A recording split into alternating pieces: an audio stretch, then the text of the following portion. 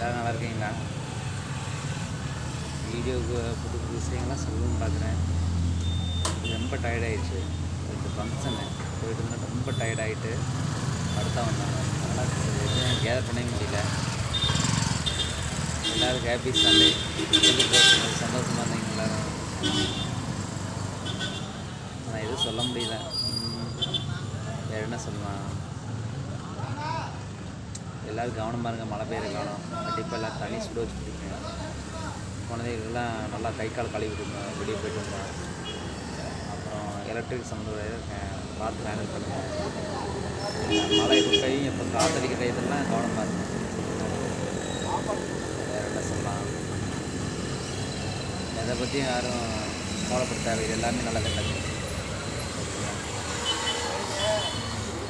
சரி, ஓகே. அவ்வளோதான் இன்றைக்கி. வேறு ஒன்றும் இல்லை. ஓகே.